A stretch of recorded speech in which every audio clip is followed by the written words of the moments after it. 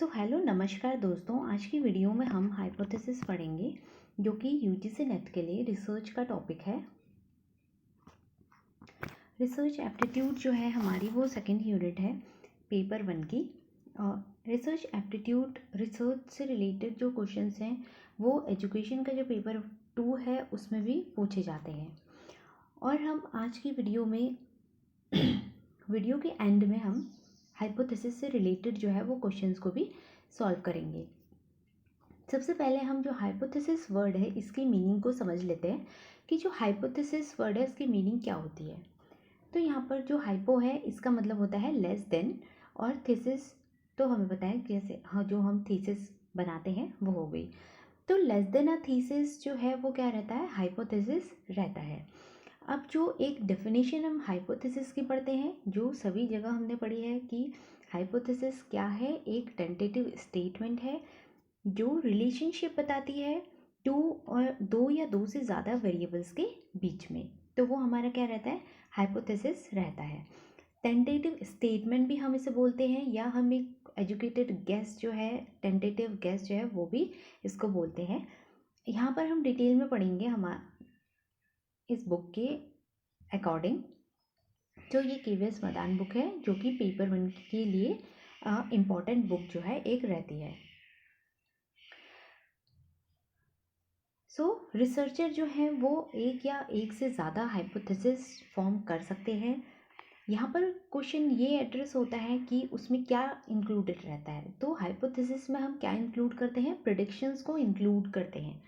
Tentative statement का मतलब यही रहता है कि हम क्या करते हैं, एक स्टेटमेंट या वेरिएबल्स जो होते हैं उनके बीच का जो रिलेशनशिप होता है उसको प्रिडिक्ट करते हैं कि रिलेशनशिप है या नहीं है। तो वो हमारी क्या रहती है, हाइपोथेसिस रहती है। As a researcher we do not know the exact truth. अब एक रिसर्चर के रूप में हमें एग्जैक्ट ट्रुथ नहीं पता होता है, तो हम आउटकम के बारे में क्या देते हैं, प्रिडिक्शंस देते हैं।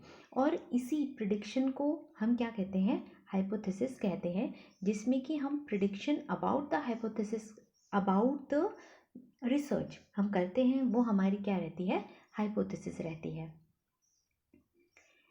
इसे हम एजुकेटेड गेस भी कहते हैं, या अजम्पशन भी जो है वो भी कहा जाता है, किसको, हाइपोथेसिस को।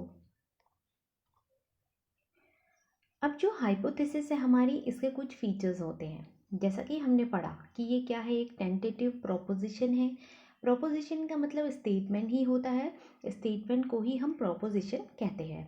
सेकंड हमारा है the validity of a hypothesis is unknown. इसकी वैलिडिटी जो रहती है वो क्या रहती है, अननोन रहती है। In most cases formulating a hypothesis specifies the logical relationship between two variables.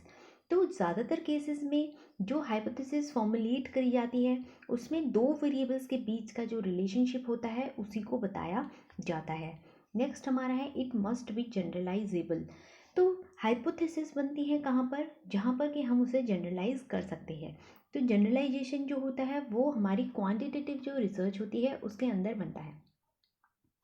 Quantitative data जो है इसमें कलेक्ट किया जाएगा। हाइपोथेसिस जहाँ पर भी फॉर्म होगी वहाँ पर क्वांटिटेटिव डेटा के अंदर हम नंबर्स की बात करते हैं, क्वांटिटी की बात करते हैं।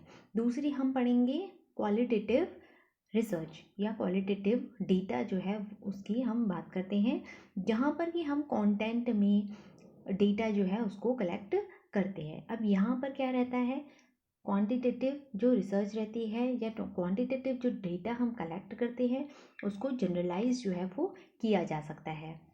It should be kept simple. तो हाइपोथेसिस जो होती है वो कैसी होनी चाहिए, सिंपल होनी चाहिए।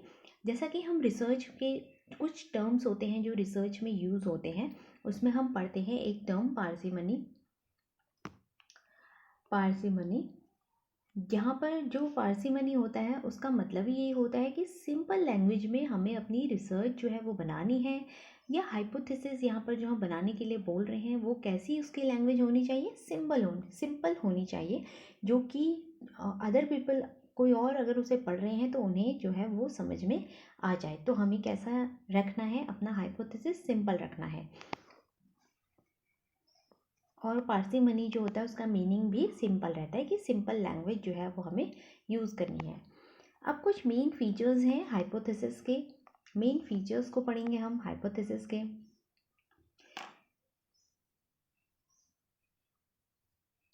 फॉर्मुलेटिंग अ हाइपोथेसिस जो होता है वो ज़रूरी नहीं है हर रिसर्च में हाइपोथेसिस जो है वो बने।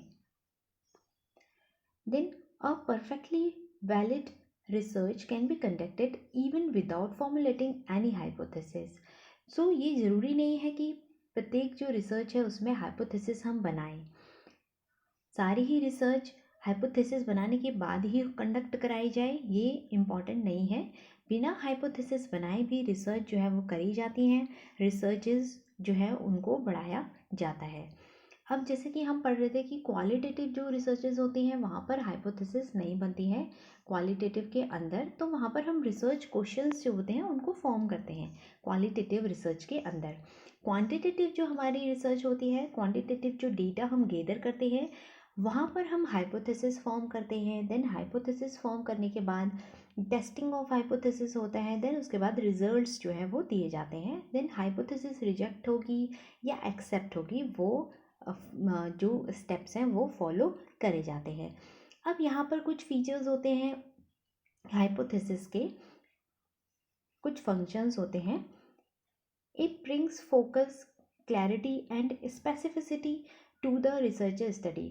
अब हाइपोथेसिस हम बना किस ले रहे हैं? हाइपोथेसिस का पर्पज़ है कि हम हमारी जो स्टडी हो वो क्या हो, फोकस्ड रहे, हमारी स्टडी में क्लैरिटी हो कि हमें क्या चीज़ करनी है, क्या चीज़ फाइंड आउट करनी है, कौन से ऐसे वेरिएबल्स हैं जिनके बीच में हमें जो रिलेशनशिप है वो फाइंड आउट करना है। उसके लिए हम क्या बनाते हैं, हाइपोथेसिस जो है उसको फॉर्म करते हैं। It helps in making a simple sample design. जो सैम्पल डिज़ाइंस हम यूज़ करते हैं, सैम्पल डिज़ाइंस को हम अदर वीडियोज़ में पढ़ेंगे, तो उनके लिए भी हाइपोथेसिस जो होती है वो हेल्प करती है कि अगर हमारी हाइपोथेसिस जो है इस तरह की बनी है तो उसमें हम किस तरह का सैम्पल डिज़ाइन जो है उसको यूज़ करेंगे। देन नेक्स्ट जो हमारा फोर्थ पॉइंट है it facilitates the formulation of theory. तो एक थ्योरी को फॉर्म करने के लिए एक बेस जो है हमारा वो तैयार होता है हाइपोथेसिस के ज़रिए। हाइपोथेसिस हम फॉर्म करते हैं, देन उसके बाद हम उसे टेस्ट करते हैं, देन ही एट द एंड कोई हमारी जो थ्योरी है वो क्या होगी, फॉर्मुलेट होगी। अब यहाँ पर हमारे टाइप्स ऑफ हाइपोथेसिस हैं, डिफरेंट डिफरेंट टाइप्स की हाइपोथेसिस होती हैं। एग्ज़ाम में टाइप्स ऑफ हाइपोथेसिस से भी क्वेश्चन हमें देखने को मिलते हैं। उसके अलावा जो हाइपोथेसिस के कैरेक्टरिस्टिक्स होते हैं उनसे भी हमें क्वेश्चन जो है वो देखने को मिलते हैं। सो हाइपोथेसिस का जो हमारा टॉपिक है काफ़ी इम्पॉर्टेंट होता है। इस बार भी हमारा जो क्वेश्चन है वो हाइपोथेसिस से रिलेटेड एग्ज़ाम में आए थे।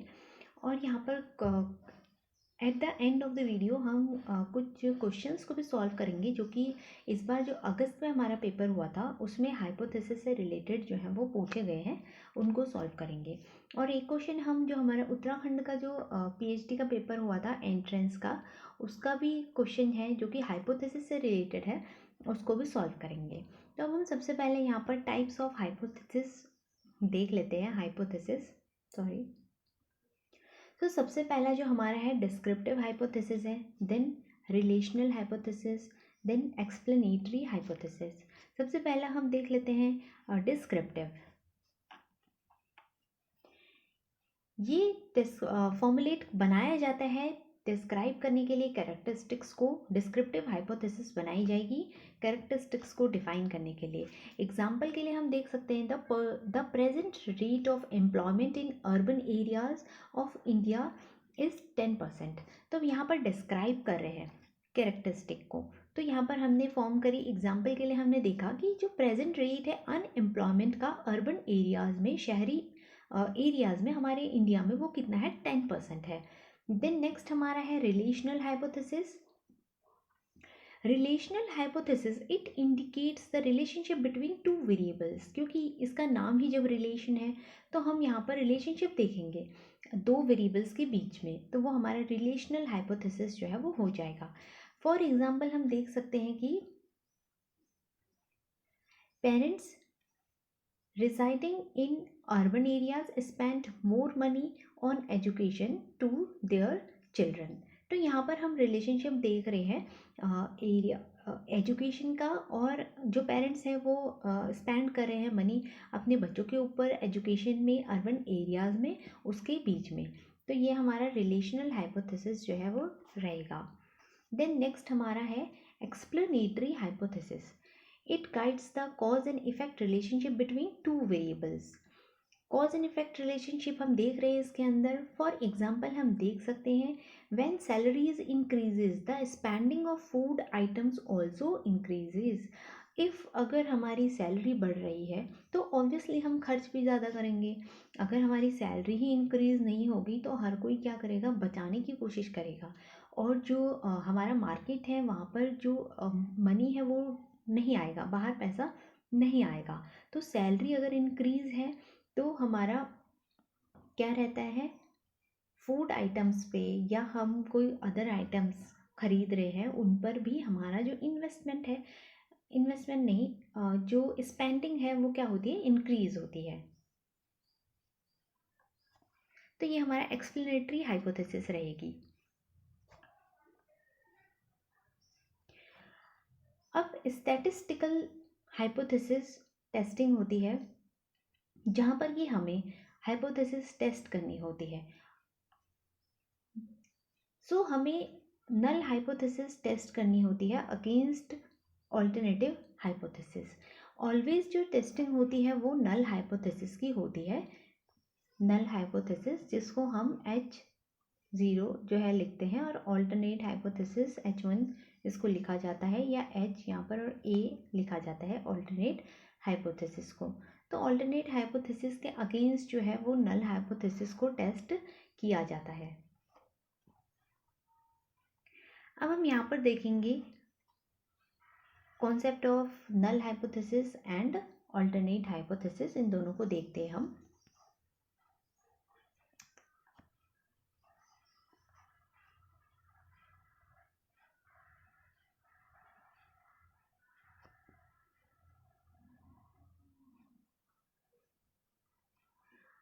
जो प्रोफेसर R. A. फिशर हैं वो फर्स्ट थे जिन्होंने एक्सपेरिमेंट किया हाइपोथेसिस को टेस्ट करने का बाय साइंटिफिक इन्वेस्टिगेशन।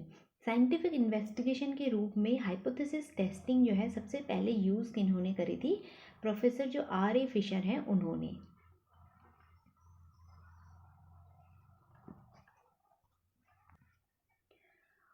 और जो R. A. फिशर हैं इन्होंने ही अनोवा और जो वेरियांस है उसका कॉन्सेप्ट जो है वो दिया था, एनोवा और वेरियांस। इनको डिटेल में हम अनदर वीडियो में पढ़ेंगे, बट ये क्वेश्चन इंपॉर्टेंट है कि एनोवा और वेरियांस जो है वो किन्होंने दिया, तो वो R. A. फिशर ने ही एनोवा और वेरियांस जो है वो दिया था।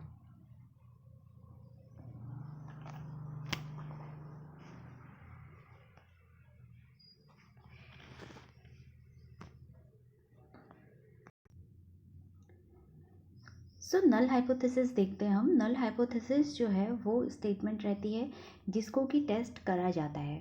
नल हाइपोथेसिस की टेस्टिंग होती है जब भी हम हाइपोथेसिस फॉर्म करते हैं, तो हमारी जो हाइपोथेसिस हम फॉर्म करेंगे वो कौन सी होगी, नल हाइपोथेसिस होगी, और उसी को टेस्ट जो है वो किया जाता है। देन उसके बाद डिसाइड किया जाता है कि नल हाइपोथेसिस जो है वो रिजेक्ट होगी या एक्सेप्ट होगी। अब यहाँ पर हम देखते हैं कि नल हाइपोथेसिस क्या रहता है, स्टार्टिंग पॉइंट होता है हमारी रिसर्च का। अब यहाँ पर जो नल हाइपोथेसिस होती है उसको टेस्ट करा जाता है कि वो ट्रू है या नहीं है। नल हाइपोथेसिस जो फॉर्म करी है वो ट्रू है या नहीं है। नल का मीन्स होता है नो डिफरेंस बिटवीन वेरिएबल्स। तो नल हाइपोथेसिस फॉर्म ही इस तरीके से होती है कि there is no difference between the variables, तो वो हमारी नल हाइपोथेसिस रहेगी। जहाँ पर कि हमें क्या दिख रहा है, नो डिफरेंस, तो वो हमारी नल हाइपोथेसिस रहती है। इसके अपोजिट जो होगी वो हमारी ऑल्टरनेटिव हाइपोथेसिस हो जाती है। अब such as between population mean and sample mean, और between two sample means, so on. तो इस तरह से हमारा रहता है कि जहाँ पर पॉपुलेशन मीन और सैम्पल मीन जो होंगी उनके बीच का जो डिफरेंस होगा वो हम देखेंगे नल हाइपोथेसिस के अंदर। अब कुछ एग्जांपल्स देखते हैं हम जो कि नल हाइपोथेसिस के हैं। नॉर्मल अगर हम क्वेश्चन फॉर्म करेंगे तो इस तरह से क्वेश्चन बनेंगे, और नल हाइपोथेसिस उसकी कैसे बन सकती है वो इस सेकंड जो साइड है वहाँ पर दिया है। तो यहाँ पर are teens better at maths than adults. अब इसका अगर नल हाइपोथेसिस फॉर्म करेंगे तो age has no effect on mathematical ability. तो इस तरीके से हम मतलब नल हाइपोथेसिस में बताते हैं कि there is no difference between the variables. So age का जो है वो मैथमेटिकल एबिलिटी पर कोई फ़र्क जो है वो नहीं पड़ता। तो इस तरह से नल हाइपोथेसिस जो है वो फॉर्म होती है। नेक्स्ट एग्जांपल हम देखते हैं, does taking aspirin every day reduces the chance of having a heart attack. तो ये हम एक क्वेश्चन फॉर्म कर रहे हैं। अगर हम इसका नल हाइपोथेसिस फॉर्म करेंगे तो हमारा क्या बनेगा, taking aspirin daily dose not affect heart attack risk. तो इस तरह से हमारी जो नल हाइपोथेसिस है वो बन जाती है। नेक्स्ट जो हमारा क्वेश्चन है, do teens use cell phones to access the internet more than adults. तो यहाँ पर हम देख रहे हैं कि सेल फोन्स जो यूज़ करते हैं उससे एडल्ट्स पर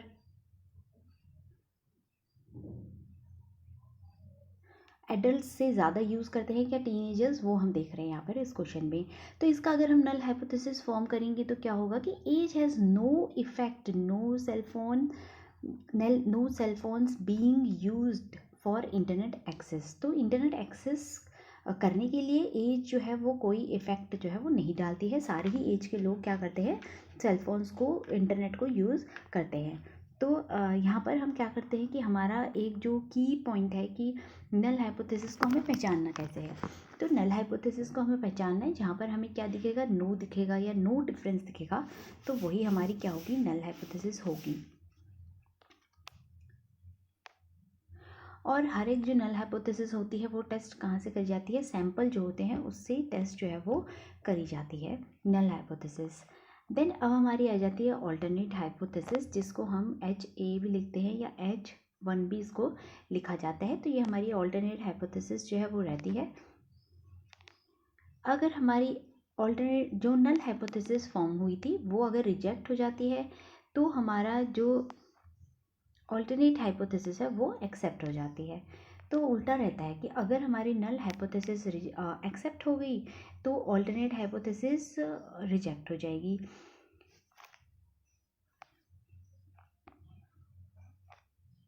सो ये दोनों जो रहते हैं कॉन्ट्राडिक्टरी रहते हैं कि एक हाइपोथेसिस अगर एक्सेप्ट है तो दूसरी रिजेक्ट होनी ही होनी है, और अगर नल एक्सेप्टेड है तो ऑल्टरनेट रिजेक्ट हो जाएगी। तो ये रहता है, it means that actual value of a population parameter is less than greater than or not equal to the value stated in the null hypothesis। अब जब हम हाइपोथेसिस फॉर्म कर लेते हैं उसके बाद डेटा को कलेक्ट किया जाता है सैंपल्स के थ्रू। Then we apply the different statistical test. कुछ स्टैटिस्टिकल जो टेस्ट होते हैं उनको करा जाता है अप्लाई। देन उसके बाद एक रिजल्ट्स पर पहुंचेंगे, फाइंडिंग्स पर पहुंचेंगे। Then those findings are interpreted. जब फाइंडिंग्स पर पहुंचे हैं तो उनको इंटरप्रेट जो है वो करा जाएगा। Then we discuss other aspects of research process. Research के जो अदर एस्पेक्ट्स होते हैं उनको भी फिर डिस्कस जो है वो करा जाता है। Once familiar with these aspects we will try to discuss the things in the form of testing of hypothesis. अब यहाँ पर हम क्या करते हैं कि जो भी एस्पेक्ट्स हमने लिए हैं, स्टडी किए हैं, उनको डिस्कस करने के बाद हम टेस्टिंग हाइपोथेसिस की जो है वो हो जाती है। और हाइपोथेसिस टेस्टिंग जो है वो डिटेल में हम अनदर वीडियो में समझेंगे, जहाँ पर कि हमें सैम्पल्स होंगे कि किस तरह से कौन कौन से सैम्पल्स के थ्रू जो हाइपोथेसिस है उसको टेस्ट करी जा सकती है। डिफरेंट डिफरेंट टेस्ट होते हैं तो उनके थ्रू हाइपोथेसिस को टेस्ट जो है वो करा जाता है। सो आज की वीडियो में हमने रिसर्च कि जो हाइपोथेसिस है कैसे फॉर्म होती है, हाइपोथेसिस को समझा, हाइपोथेसिस के टाइप्स को समझा। सो अगर आपको वीडियोस पसंद आया हो तो लाइक ज़रूर कीजिएगा। ओके, एक्सेप्ट दैट हमें कुछ क्वेश्चन भी सॉल्व करने हैं हाइपोथेसिस से रिलेटेड, जो कि हमारे एग्ज़ाम में पूछा गया था। ये हमारा जो भी रिसेंट पेपर हुआ है अगस्त में, उसका क्वेश्चन है यूजीसी नेट का। ये यूजीसी नेट का क्वेश्चन है। अगस्त का, जो कि अभी 2024 में हुआ है। और ये जो है एजुकेशन का क्वेश्चन है, बट रिलेटेड हाइपोथेसिस से है। सो हाइपोथेसिस जो रिसर्च वाला टॉपिक है वो पेपर 1 में भी आता है और किसी किसी सब्जेक्ट के पेपर 2 में भी रहता है। तो एजुकेशन के पेपर 2 में जो है हाइपोथेसिस टॉपिक रहता है। तो ये क्वेश्चन हम देख लेते हैं कि हमें इस क्वेश्चन में क्या कह रहा है। अब यहाँ पर हमें बतानी है कि हाइपोथेसिस के बारे में इनमें से कौन सी जो इन्फॉर्मेशन है वो ट्रू है।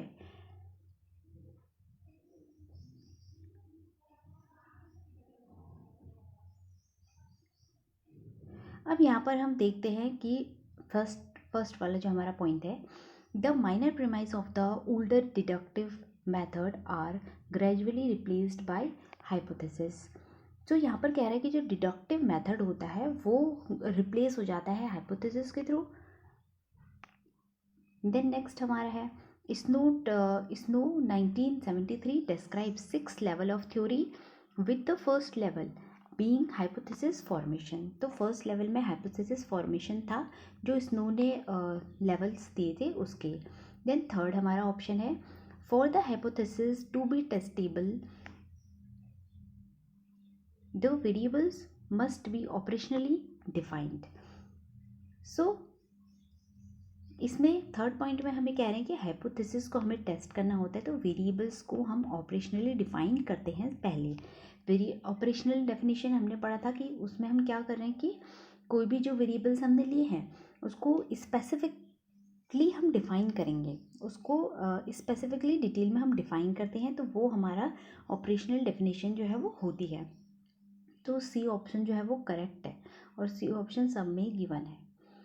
नेक्स्ट हमारा है the most common use of hypothesis is to test whether an existing theory can be used to solve a problem.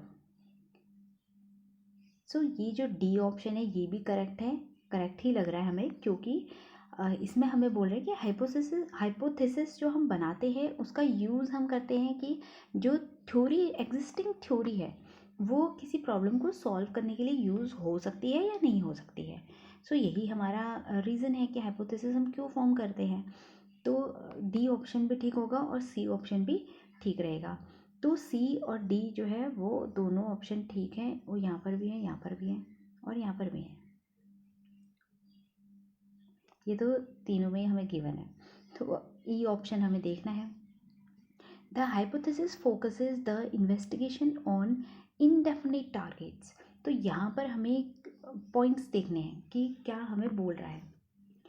तो हाइपोथेसिस जो हम बनाते हैं वो हम किस में बनाते हैं, जो हमारी क्वांटिटेटिव रिसर्च होती है, क्वांटिटेटिव जब हम डाटा कलेक्ट करते हैं उसके अंदर हमारी हाइपोथेसिस जो है वो फॉर्म होती है। क्वांटिटेटिव, थोड़ा सा स्पेलिंग गड़बड़ हुई, क्वांटिटेटिव के अंदर हमारी जो हाइपोथेसिस है वो फॉर्म होती है। तो इनडेफिनेट टारगेट्स नहीं होंगे उसमें, क्योंकि जो क्वांटिटेटिव अगर रिसर्च की हम बात करें तो उसमें डेफिनेट टारगेट्स होते हैं। तो ई जो ऑप्शन है वो हमारा गलत हो जाएगा। तो यहाँ पर हमारा ए की ऑप्शन भी ई है, तो ये रॉन्ग हो गया। अब हमें अदर्स ऑप्शन को चेक करना है। अब हमें दिख रहा है कि सी और डी तो है, तो वो तो हमें देखना ही नहीं है। अब हमें देखना है ए या बी में से कौन सा ऑप्शन होगा। सो अगर हम ए को देखते हैं तो ए में हम ये बोल रहे हैं कि डिडक्टिव मेथड जो है वो रिप्लेस हो जाता है हाइपोथेसिस जब बनाते हैं। तो ऐसा नहीं होता। जो डिडक्टिव और इंडक्टिव हमने दो चीज़ पढ़ी थी, डिडक्टिव रीजनिंग और इंडक्टिव रीजनिंग, या इंडक्टिव और डिडक्टिव मेथड जो हमने पढ़ा, उसमें हमने देखा था कि जो डिडक्टिव मेथड है वहाँ पर हम हाइपोथेसिस फॉर्म करते हैं, तो वो रिप्लेस तो नहीं होगा, क्योंकि डिडक्टिव मेथड में ही हाइपोथेसिस जो है वो फॉर्म करी जाती है।